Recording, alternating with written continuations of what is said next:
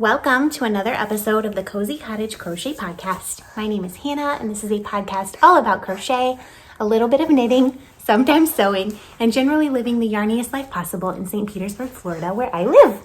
I and a very squirmy baby Nova, who has to go to bed in approximately 5 to 7 minutes. So I am trying to record the intro to this podcast before she goes to sleep because she's only going to sleep for an hour. Is it going to work? I just don't know. She wants to be into everything, and this is why I always podcast when she's asleep. If you are looking for me and Nova anywhere on the interwebs, you can find me as The Cozy Cottage Crochet on Instagram. That's where I'm most active, especially in stories. You will find pictures of this baby. Also Facebook. We have a Ravelry group for this podcast that is linked directly down below on Ravelry and the Cozy Cottage. If you have anything to say about the podcast specifically, please do email me. That is the best way to reach me. I have an email address set up specifically for this podcast. It is thecozycottagecrochet@gmail.com. The other announcement I have is Stashtober is ongoing until October 31st, and you can use the Ravelry thread that's linked below, and all of the information is below. You can make a design from any of the designers that are listed below. And Nova wants to be free. You can make a design from any of the designers who are listed below. The project does need to be finished by October 31st. WIPs are allowed as long as they were not more than 50% completed before October 1st. Claudia of Crochet Luna is hosting this, Cal on Instagram, and I am trying to save a baby from certain death. What if I just do this for a second? And I don't even know where I was going with that because it's hard to do anything with a little tiny human on your body. There will be a prize. I'm hosting the Ravelry thread in my Ravelry group.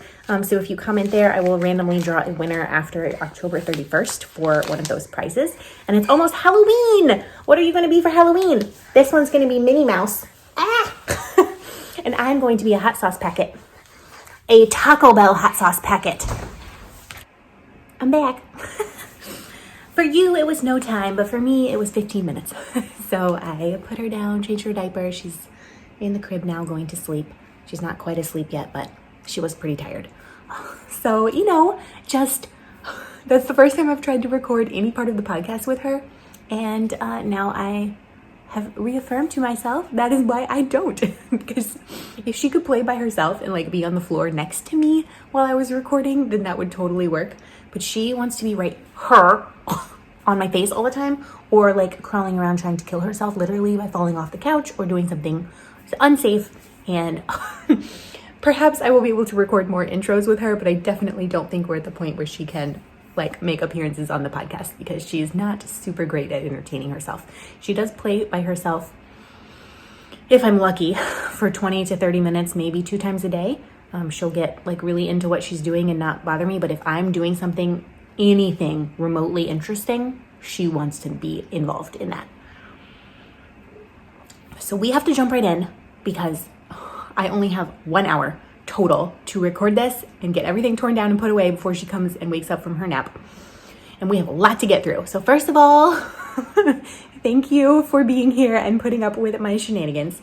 Get your favorite tea. I have some chai tea this morning because I am really tired today. I feel like it looks like I'm really tired. This is just my face now. And I have 2 pairs of socks to show you that I've made some progress on, 2 designs that I've made some progress on, and 2 new projects because I have big new project energy and very small focus and finish anything energy.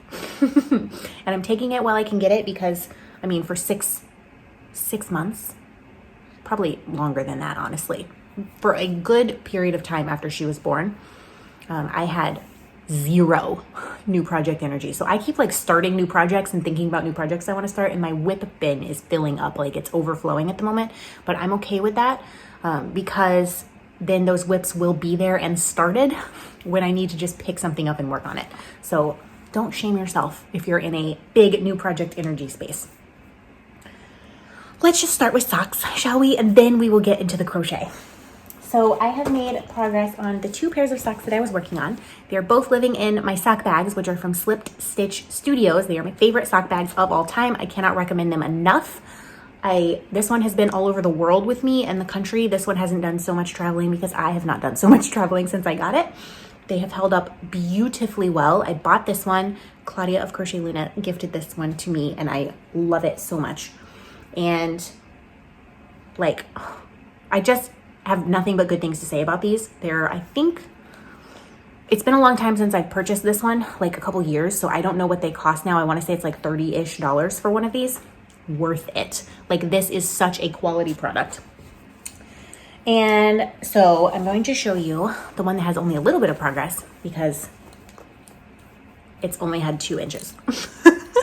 So like this much. I had just finished the ribbing when I talked to you 2 weeks ago, and now I have done this much stockinette in the round.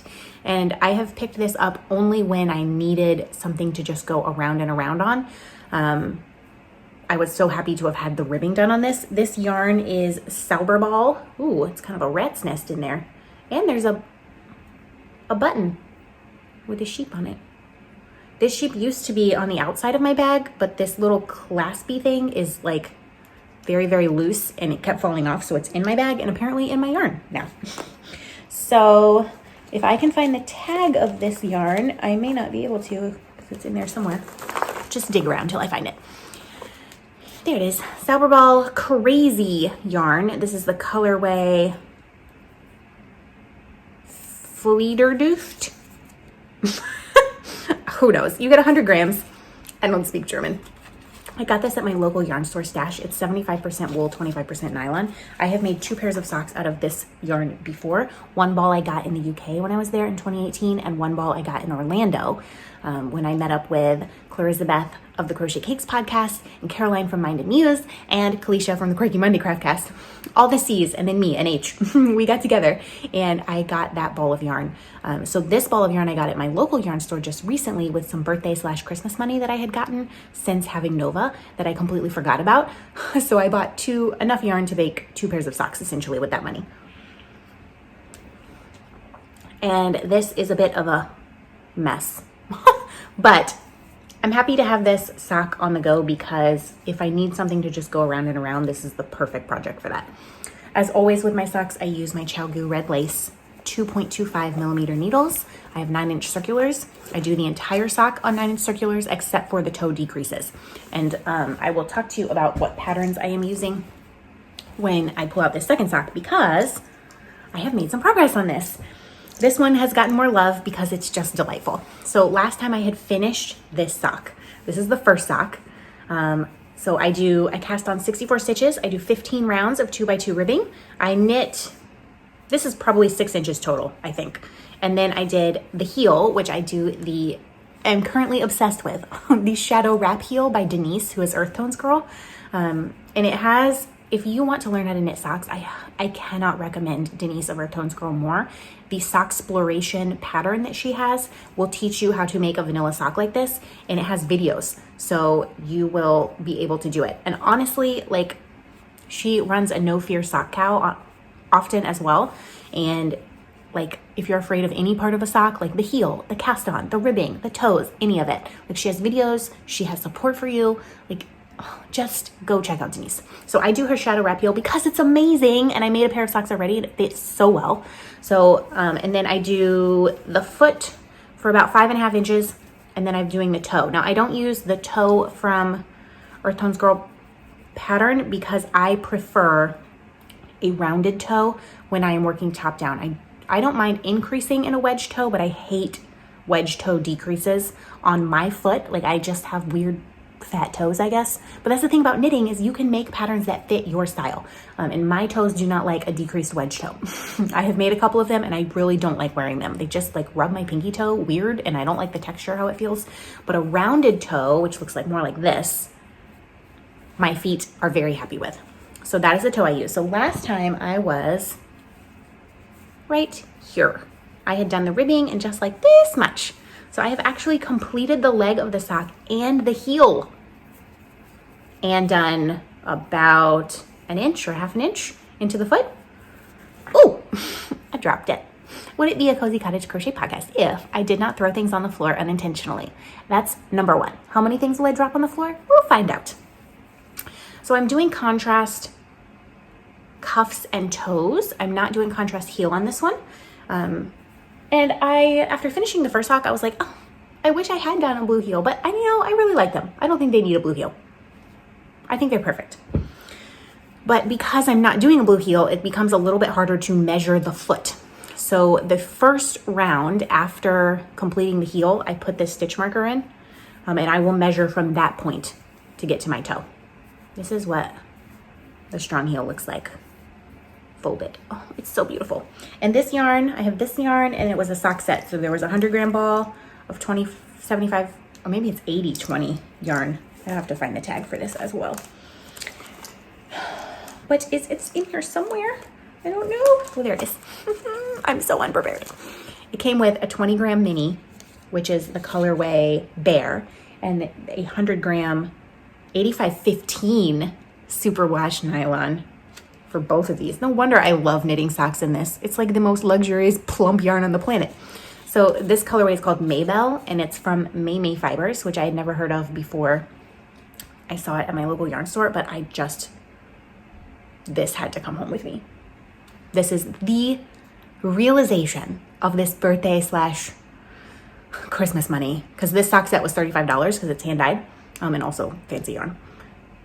But it's what my birthday and Christmas money from last year wanted to be, and I didn't even know it. And it's going to make the most amazing squishy socks. So I'm very, very, very happy with that. Maybe by next podcast, I'll have a finished pair of socks. You never know. So in my sock bag, I just wanted to show you, I have a notions pouch in each sock bag. The one that I have in this one is a little cupcake notions pouch that Elizabeth of Crochet Cakes made for me a long time ago. And this lives in this bag. It's probably my most used notion pouch of all time. I adore it, Elizabeth. I just love what you do. And in here, I have a tape measure. I don't keep a notions pouch in every crochet project or knitting project that I do because I don't have enough odds and ends to do that. But in my sock bags, these travel and I need to have certain things. So a tape measure for measuring, for sure. A pair of scissors. These ones came from Elizabeth of Quirky Monday Crafts like 3 years ago, I think. I have some stitch markers. I have a keychain that I got at my local yarn store forever ago because it has the Kitchener stitch on it, and I still do not have the Kitchener stitch memorized. So I have this in there to help me so I don't have to Google it. I have some random little light bulb stitch markers. I have a tiny crochet hook / knitting needle thing that helps me pick up stitches if I drop them. That's pretty rare, but I do drop them sometimes. And I have 2 extra knitting needle tips. So if I have 2 socks on the go at a time, I can use this on my second pair. I always put these on my sock needles because socks will escape your 9-inch circulars. So if you want to not have to pick up stitches, I highly recommend these little Clover knitting needle tips. And then I have a very fancy special stitch marker in here that I love to use, and it lives in this bag. And this came from Elizabeth as well, and it's from Nerdbird Makery, and it's just a beautiful African lady. So that is what's in my notions pouch. So if you're looking to build a sock notions pouch, that would probably work for you as well. And I also have my needles in this bag. My sock needles just live. I have one long magic loop and 2 2.25 millimeter 9-inch circulars in here. I only have 3 2.25 millimeter 9-inch circulars, so there's 2 that live in this bag and 1 that lives in the other bag. That means I can only have 3 socks on the go at a time. But you know, that's life. I had 4, but one of them broke. So yeah, those are my 2 socks that are on the needles. Let's talk crochet, shall we? I have 2 designs in progress, one of which has gotten a small amount of love, like half a ball's worth. This is the Omega blanket. I work on this typically on Thursday nights. I'll be working on it tonight as well, so next time it will have a little bit of progress. It's Haydenville Valley Yarns. This is Webb's yarn. I love Webs and Knit Picks are like so fabulous. Webs gives you on most of their yarn, if you buy a certain amount, a 20% discount. Like the more you buy, the better of the discount you get. And certainly on all of their yarns, this is a 60% merino, 40% acrylic yarn. I made a cardigan in this yarn, a Christmas cable-y heavy cardigan that now lives with my dear friend Amy, who lives in a very cold place. It was much too hot for me. But I had 4 balls of this left in my stash, and it's such a pretty yarn. So I wanted to make a blanket design. So I gauged and swatched and all of the stuff, did the math. And then I ordered a few more balls so that I could make exactly the size that I need. So technically the project is not entirely from stash because I had to buy a few more balls to finish the project. But once this is done, all of the total amount of balls will be used, and that will be out of my stash. And this will be a design. So these are 100-gram balls. I don't remember how much each ball is. $8? $6 to $8-ish. So I have I have 4 full balls left to use, 4.5 balls. So here is where I am. I have done a very little. But hey, if I work even 1 stitch on something, it is going in the podcast, especially nowadays since my time is so limited. So from here to here is what I've done. So basically 2 pattern repeats. This is the Omega blanket. I'm calling it Omega because it's full of little O's. And also Omega is the character of one of the clones. It's the little girl clone in Star Wars Clone Wars Bad Batch animated series on Disney Plus. So that's pretty much a deep dive into Star Wars, but she's like such a feisty, like, and gentle, sweet character, and I love naming patterns after fierce, feisty female characters. And her name is Omega, and this is full of O's, so that is why it's called Omega. So yeah, ongoing project. I'm making the baby blanket size. I should have counted how many rows I've done because I think I need to get to like 130-ish, something like that. But I don't know where I'm at. I might be halfway. I should be getting close to halfway because I have 4.5 balls left, and I had 8 balls total when I started. So I should be getting close to halfway. And this is living in a tote bag that says, today's goal, keep tiny humans alive. That is my goal every day. Sometimes that is literally all we accomplish. Sometimes we accomplish more than that. I'm in a judgment-free zone with myself today, not every day, mostly not any day, but today I'm having kindness and compassion for myself. So, you know, if that's all we get done is keep the tiny humans alive and record this podcast, today is a major win. The next design, I have a huge amount of progress on. This is what I've been dedicating almost all of my time to. That was hot. You ever like just drinking your perfect temperature tea and then you get to like a hot spot or like it's hot down at the bottom? That like got me a little bit. So it's living in this delightful bag. So this yarn and this bag came from my friend Emmy, who I talked about before. And she sent me this yarn cake, and I had never worked with this yarn before. It's called Durable Color Cakes. It's basically a dupe or an equivalent of the sheepies. I'm just gonna say sheepies, and y'all know what I mean. If someone knows how to pronounce this word, like, can you spell it out for me, or like record yourself saying it properly and then send me an Instagram DM? Is that creepy? So she sent me this durable cotton color cake, and they're like really affordably priced, and I found a place in the US because this is an overseas yarn. Oh, there's fuzz in my eyeball. It hurts me.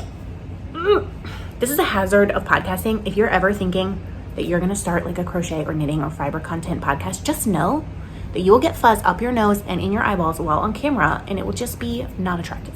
It hurts. This is the ball band. It says Durable Color Cakes. Oh, as I was saying, this is an overseas yarn. So I found a US stockist, which I will link directly down below where you can get these. It is a 250-gram ball, and it's 1,000 meters, 50% cotton, 45% anti-pilling acrylic.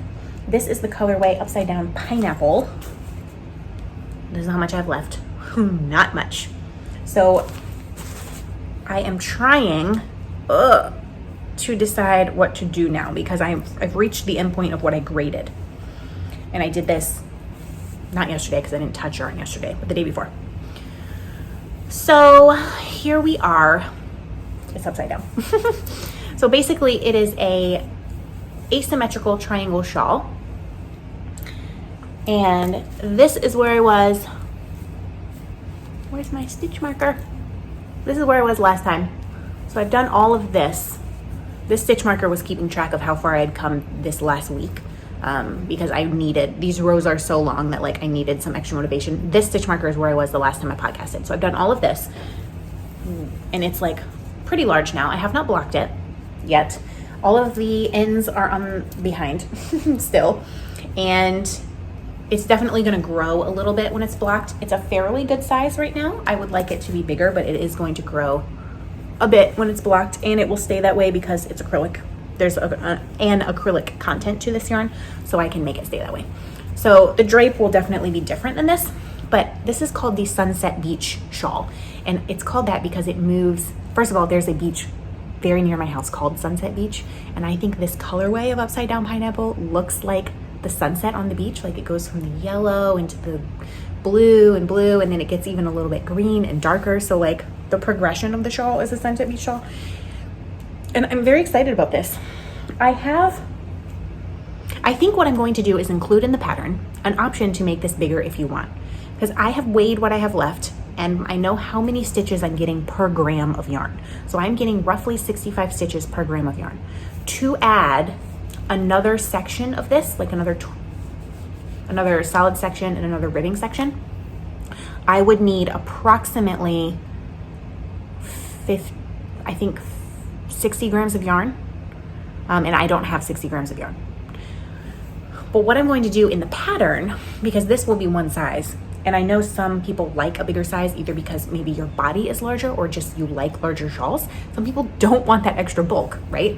And you may not have enough yarn, but like, let's say you're not making this in a color cake, you're making this in wool, or you're making this in acrylic yarn that you have an unlimited supply of. You can add another section that will add about this much more to make the shawl bigger.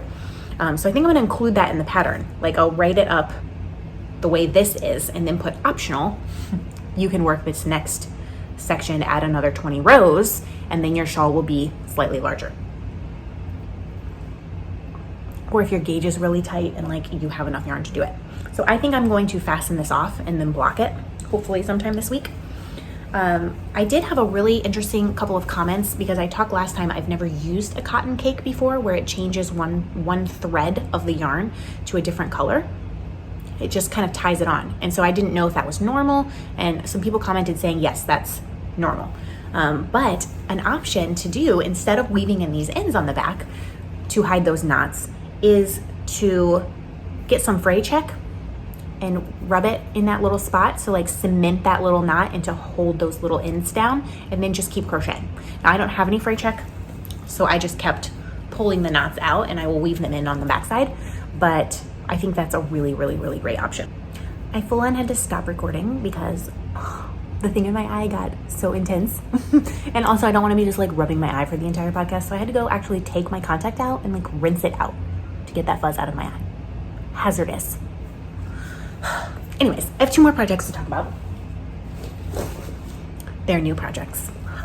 One is knitting, one is crochet. And the first one, I had to bring my iPad over here. This is what I use to like preach from on Sunday mornings. But I haven't printed either of these patterns because life. So, and also I don't even have a color printer anyways. Hopefully you'll be able to see this. So the first one is the Musselburgh hat. It is spelled like Musselburgh, but it is pronounced Musselburgh, like Edinburgh. Edinburgh is pronounced Edinburgh, but spelled like Edinburgh. So this is the Musselburgh hat by Isolde Teague. It's a double layer knit hat. There's another picture. That's Isolde. She's very cool. She has been designing knitwear patterns for like most of my life, I think. She's so cool. This is basically a stockinette hat that you start on one side, you knit and knit and knit and knit and knit and knit, and then you decrease on the other side, so it's double layered. So then you poke that one layer up inside the other and you have a double layer hat. You can make this in almost any gauge. And I have wanted to make one of these for quite some time. But like, what use am I going to have for a double layered hat? I live in Florida. I wear my sockhead hat, which is a single layer fingering weight yarn hat, a couple times a year. So like, I just didn't have a reason to make this, but I'm going to make this as a gift. So I'm actually gonna make 2 of them. The other one I haven't started yet, so I'll show you that at some point. This is yarn from Stash, It's living in my alpaca my bag bag, which is one of my favorite things because it makes me laugh. It's very colorful, and alpaca butt. Yes, this is the return of the alpaca butt to the podcast. And what is in here is the beginnings of a muscle-bearer hat. So I went digging in my stash for some beautiful yarn to use, and I'm actually holding yarn double. So I'm using fingering weight and then a strand of mohair blend. So this is a color from Woolberry Fiber Co., which is 80% superwash Blueface Luster and 20% nylon. You get 400 yards for 100 grams. This colorway is Sugar Plum Fairy. And this Woolberry is like a company that dyes in Colorado, I believe. This was a gift from a lovely viewer of this podcast named Anna, and I adore the purple, like just love it. And what I am holding it double with is a strand of ice yarns. It is 30% mohair, 30% acrylic, 40% nylon. It's like a lace weight yarn. Don't ask me what the color is. They don't put the color apparently on their labels. They only put it on the bag. And this yarn came from Amanda, who is a viewer of this podcast. So like, it just makes me, I thought that they would go so well together, that it would create this beautiful marling effect, because this is purple and this is like brown, but together it does this. Oh, I love it. I don't even know, you can kind of see the fuzzy halo on it. I actually did the increases on this twice because I had to rig a magic loop.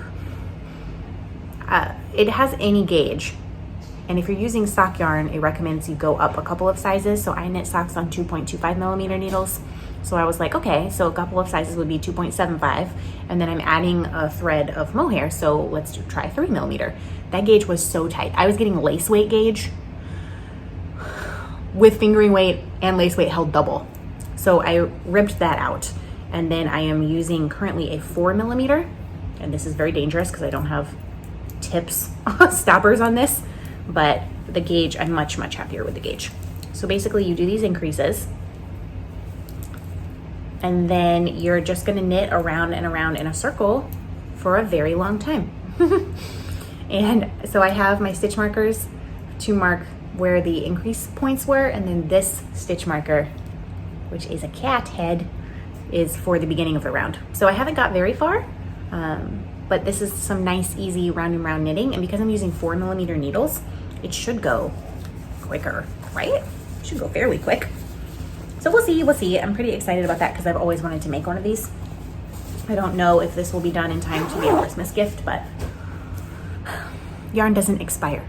So it's going to be sent to someone who lives in a cold place and is special to me.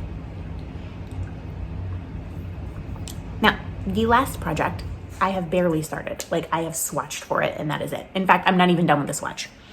And it is the Last Ray top. It is a crochet top by Lena Fedotova. That is what it looks like. Let's see if I can find another picture for you. There's one at the very end. So that's kind of the stitch pattern, and that's what it looks like. I'm probably not going to make long sleeves. I'll probably make little short sleeves, but it's kind of like a crop-ish, boxy, like that's the shape, sweater. And Claudia posted this sweater on her Instagram, and I immediately was obsessed and immediately bought the pattern. And the designer was having a sale in her pattern, so I snagged that one. I feel like I have not been this excited about a pattern in quite some time. Like, it just is so beautiful. And I noticed that it had like 10 sizes. And so I was like, oh my gosh, like what a great pattern. When I bought it, I'm still very excited about this pattern, but what I will say is it only goes up, it's only graded to a 52-inch bust. Now, it does have quite a bit of positive ease worked into the pattern. I should have looked a little more closely into it, but like, I feel like if you're going to be truly size inclusive, you need to at least be a grade up to a 60-inch bust. Like that's the minimum you should be grading to. So I'm a little sad that it only goes up to a 52 because clearly she did a lot of work. There's so many pages in this pattern. There's like charts, there's all kinds of things. This is not going to be, I don't think, an easy pattern because it is made in pieces, bottom up and seamed. There's shoulder shaping, but I'm really excited for the challenge. And the yarn is living in this Halloween bag that was made for me by a lovely lady named Barb. I don't even know, are you still watching, Barb? Barb was one of my very first viewers on this podcast like 4.5, 5 years ago. And she sent me this bag, and it is like a sweater size bag that she made. And I just love it. Like I love a Halloween bag. It's so roomy and nice, and like, I just love it. And this is a pin from Claudia that says, "You've got this." And I need that motivation. So the yarn that is in here is amazing. This is Malabrigo sock in the colorway fuchsia. It's fingering weight, 440 yards for 100 grams. It is the same yarn that is called for in the pattern. Yes, I am actually using yarn called for in the pattern, just in a different color. It's 100% superwash wool. I have 4 balls of this. And what I will say is that this yarn was a gift. So I picked out the yarn, but this yarn was gifted to me by someone that was feeling especially kind and generous. And I am not gonna get emotional right now, okay? But it's making this process of working this sweater even more of a delight because now I love the pattern and I love the yarn and I love the color and I'm excited about it. And also in every stitch is love from someone else. And that makes me feel really special and really loved. And I just am really happy about this. So anyways, it was a gift and I don't deserve such things. But there are 4 balls of this yarn. I have started the swatch. So this is the swatch. You're supposed to do the swatch. The swatch is in single crochet back loop ribbing only. I like to do a fairly good size swatch. So I think I'm supposed to get 21 stitches per 4 inches and 20 rows. I believe I am at 20 rows or maybe 18 rows. Let me tell you, for me, counting rows in back loop only is very difficult. Like I'm always messing that up. I have made a 30 stitch wide swatch. I don't like making swatches that are the same amount of stitches that are called for because I want to measure it over several points. I for sure do not think my row gauge is going to be on, but that's okay. I can add more to the body and I should have enough yarn to do that because I am not planning on making long sleeves, maybe like to here, but that's it. So this is my swatch. I literally could not be more obsessed with this. Stretchy. Oh, I love the color so much. I love pink. So yeah, I'm really, really happy with this. The only thing I'll say is I wound all 4 of these cakes. And this one had to be wound 3 times. It has been ages since I have had such a problem with a yarn cake. It was almost as though I got this yarn from Jimmy Dean's Wool because they were the ones who had this color, the fuchsia color. I would have preferred to get it from Webb's, but Webb's did not have that color. So it was almost as though that particular skein had been felted in one spot. So I was trying to wind it on my ball winder and it was the snarliest, snaggliest, tangliest hank of yarn I have dealt with in a very long time. So I had to take it off the ball winder and manually do it by hand, which took ages because it was so tangled. I had to stop like so often to do the untangling. So then it was in this really weird ball. So then I wound that into a cake. And it was not a good cake. Like the yarn still was sticking in some points. It wasn't tangled in knots, but it was sticking. And then I rewound that cake into another cake and now it is behaving. So It's such, like, what? Ridiculous. But it's fine, it's fine. The other 3 cakes of yarn behaved. So there's all in that bag. Hopefully, I feel like I'm probably going to be taking it slow on that project, which is okay. There's no like productivity deadline you have to meet, because I, for one, want to enjoy it, but also it's going to require some brain power. So like, I'll finish the swatch hopefully by the next podcast, and then do some math and figure out what size of the pattern I will be making, and how. I really have not decided how much ease I want in the pattern either. Do I want it as boxy as the pattern calls for? I don't know. I just don't know. I did get one happy mail, and from Kalisha. She sent me, well, what I got from her is a bag that she made. This bag, I saw it on her Instagram. She had a big bag update in her shop recently, and this was one of a couple of bags that kind of use the same fabric. This bag is one of the most beautiful bags I think I've ever seen. Like, just the colors and the vibrancy. And I love this lady and this elephant here with the red. And on the back, there's 2 other ladies. It is so pretty. Like, this bag is, I'm obsessed with it. And she also included a little stitch marker, which I love. So she sent me this bag.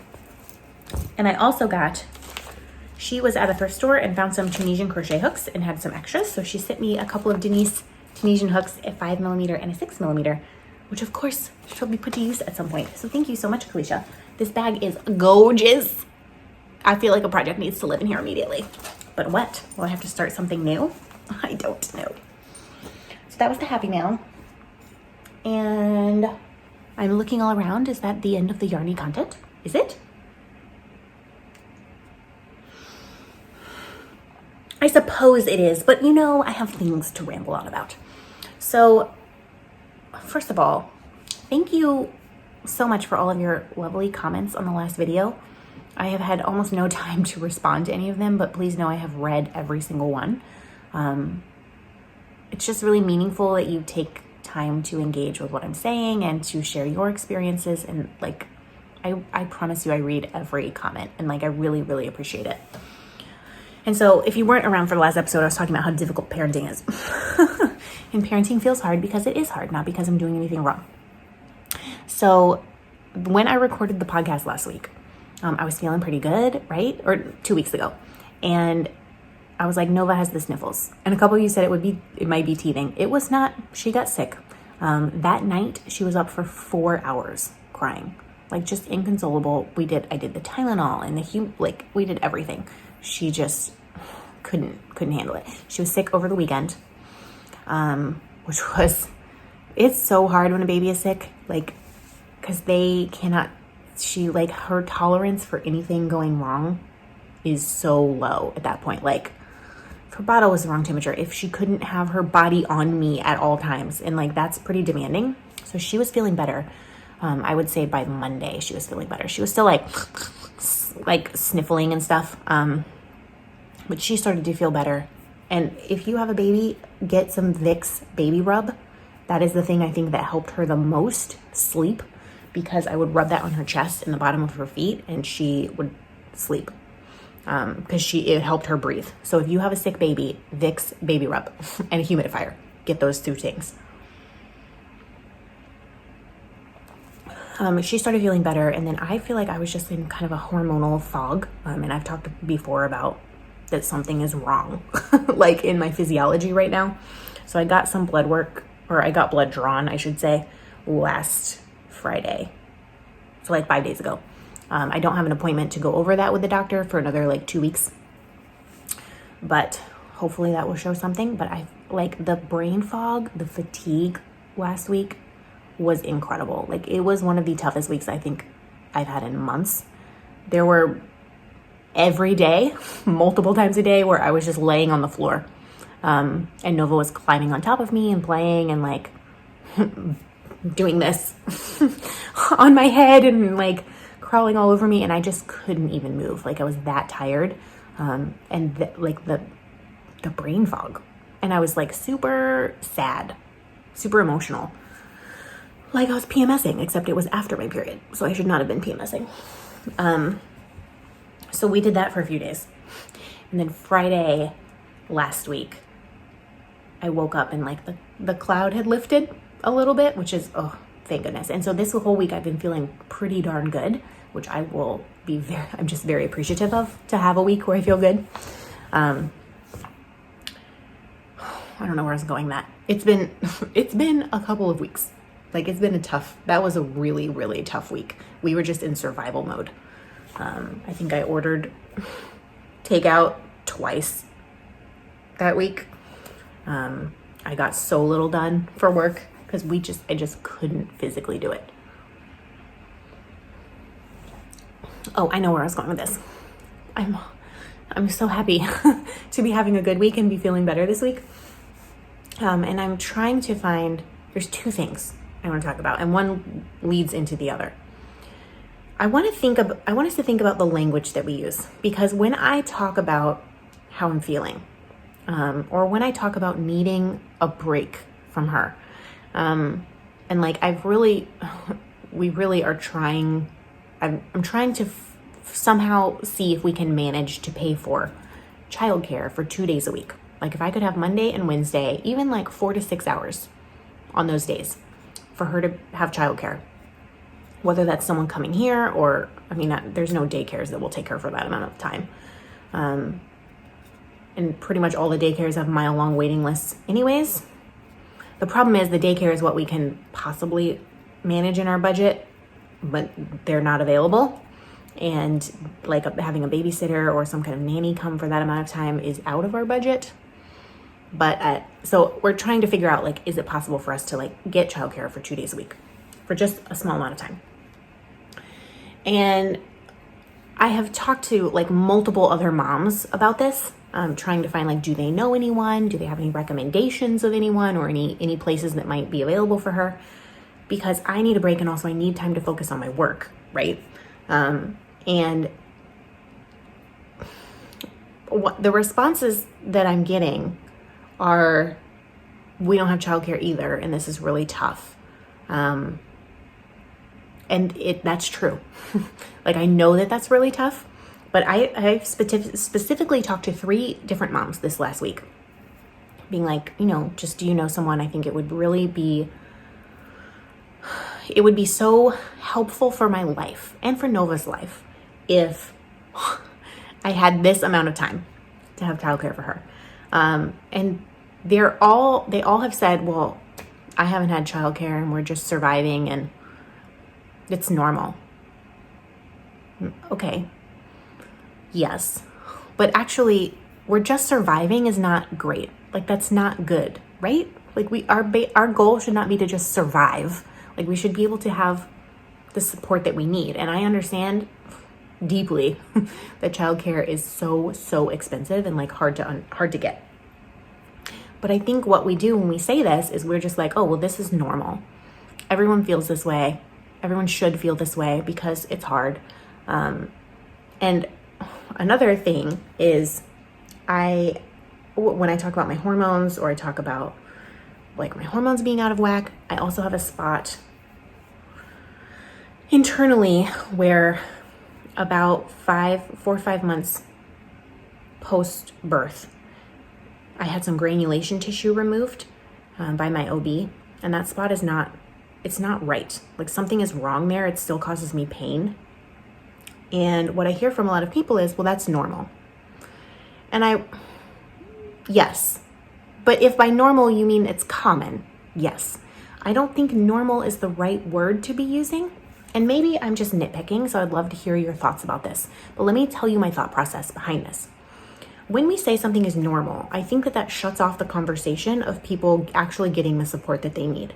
So if I say I'm really overwhelmed by trying to work full-time and care for her full-time, and I would like a little space away from her, and someone's like, oh, that's totally normal for you to feel that way, it kind of shuts the conversation down, because then what do you do?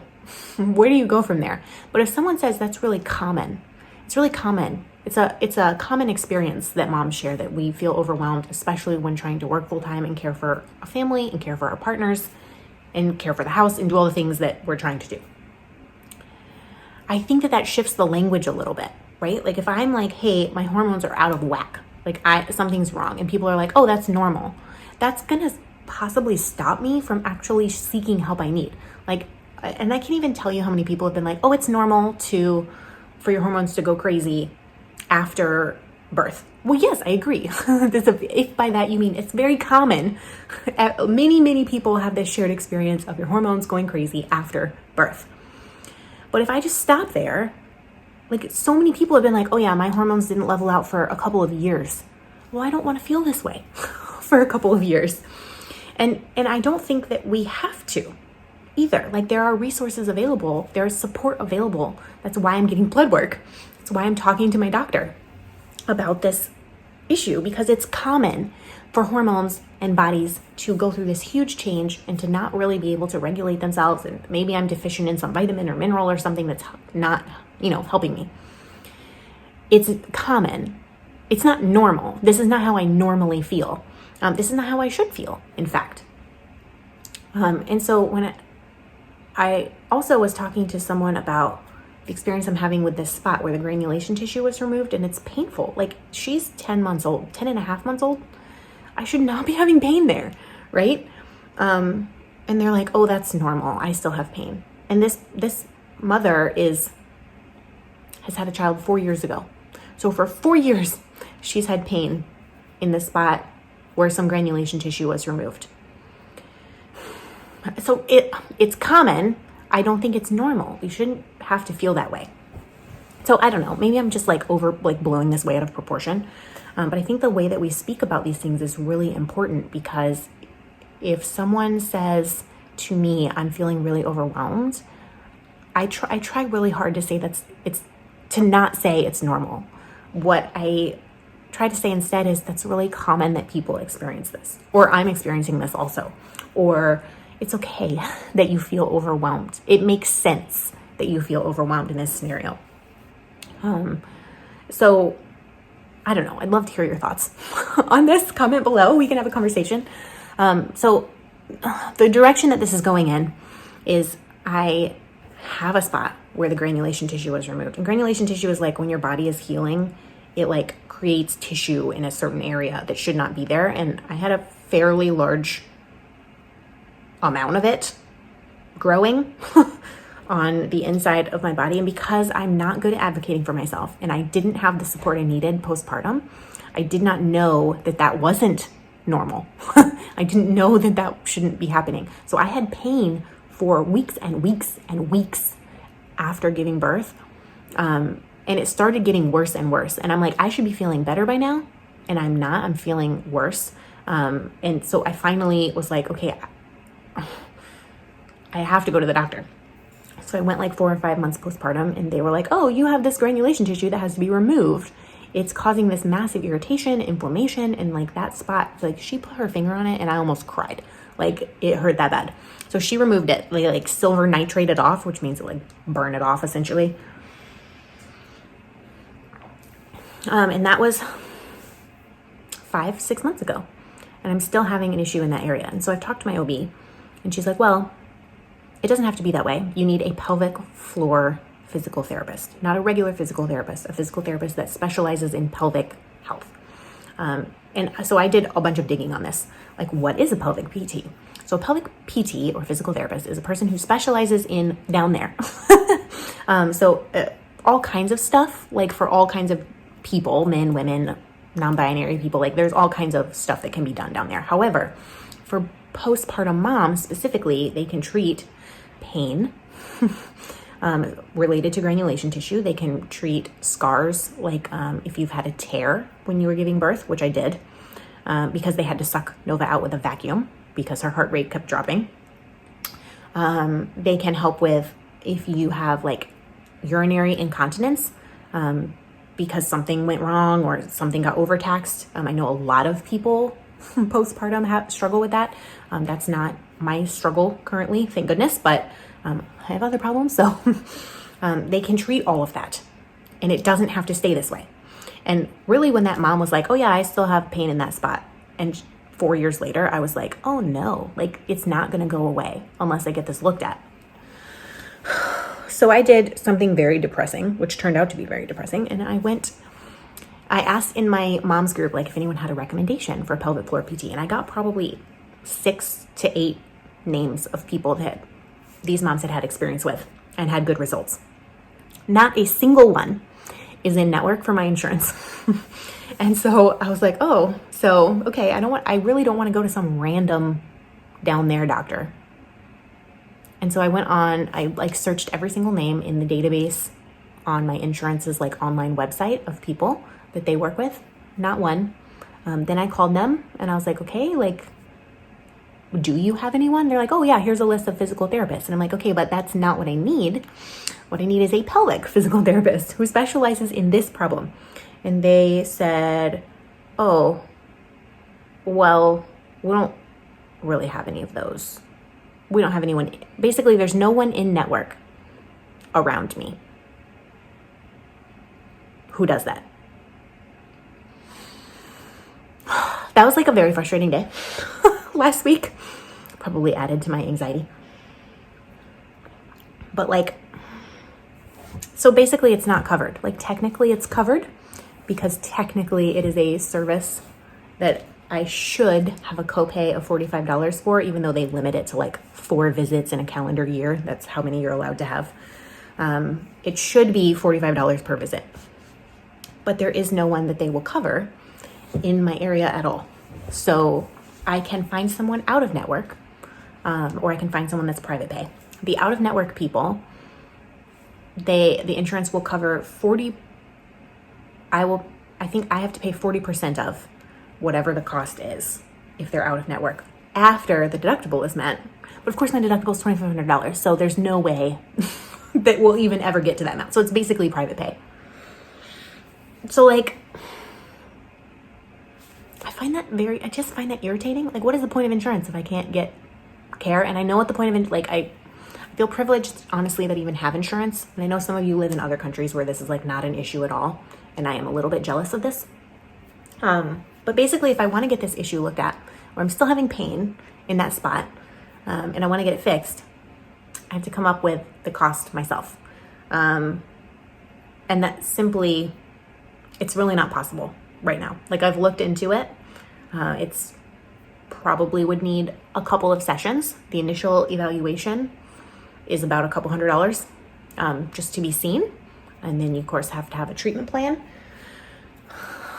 On average, based on my internet research, most issues resolve in 6 to 8 sessions. I certainly don't think my issue would take that long because I'm not dealing with something like urinary incontinence or even other incontinence. That's not an issue that I'm having. Those are harder to resolve, but can be resolved. So I don't know. I have been thinking about this, like, instead of being frustrated about it, which I am, I'm going to do something that's very hard for me. Oh no, I'm getting emotional and I haven't even said it yet. And I'm going to ask for help. Oh, geez. Okay. So I feel very weird about this, truly. But you guys are my community. Some of you have been with me for 4.5 years now. We've been through a lot. Please know that at no point should you feel any pressure whatsoever to help or provide support in this area. But so if you would like to support this,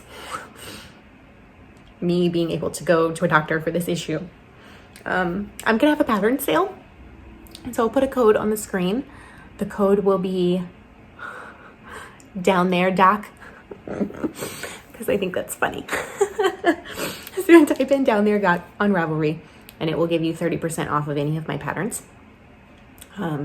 Just so you do that. If you already have all of my patterns, I know some of you do, or crochet is not really your thing, you're just here for the fun in the community, or they're not, like, the patterns aren't speaking to you, I will leave a link directly down below to my Ko-fi account.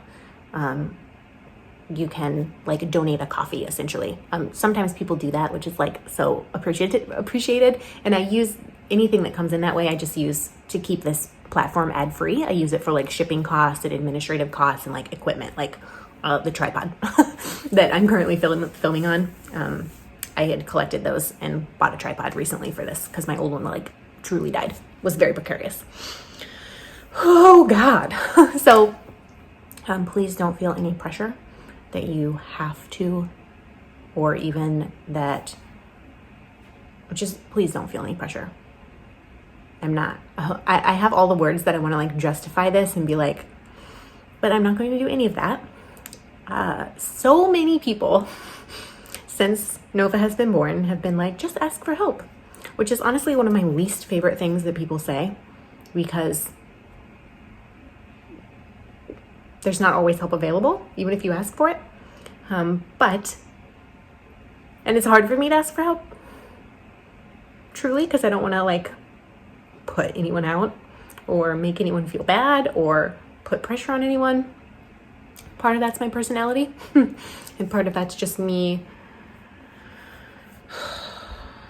valuing consent a lot. Like I never want anyone to feel like they have to do anything. But I'm kind of in a situation where I would like to go get something checked out medically that insurance is making unavailable to me. And so I'm asking for help. If you have the resources and the desire to use the code down there, docs, to purchase one of my patterns, or you can like donate a coffee on Coffee with the link. And I can promise you that any funds that come in that way will be used down there. I don't know. That makes me laugh. It makes me giggle because I'm like an inappropriate child. But I feel like I need to stop this because I'm like feeling some kind of way. Okay. Also, I have to wake the baby up in 5 minutes. Oh my God. I have to end this podcast. So, sorry about all the emotions. I feel like that was a lot. And if you have the resources to support that, then I appreciate you. And if you don't have the resources to do that, I appreciate you just as much. Why? Because you don't love people for what you can get out of them. And I truly do love this community. Like I love being here every 2 weeks. I'm so happy to be back podcasting because, you know, for the first 6 months of Nova's life, I didn't podcast at all because I was just drowning. But I'm like, it's so happy for me to be back and to like have things to show you. It's like a really fulfilling area of my life. And so I truly appreciate all of you for watching, for commenting, for liking, for subscribing, for engaging on Instagram, for any of the ways that you connect with me and with Nova. Like I love that and I'm grateful for it and thankful for it. And I feel very blessed to be in this position where I have you to talk to and you talk back. You hear that?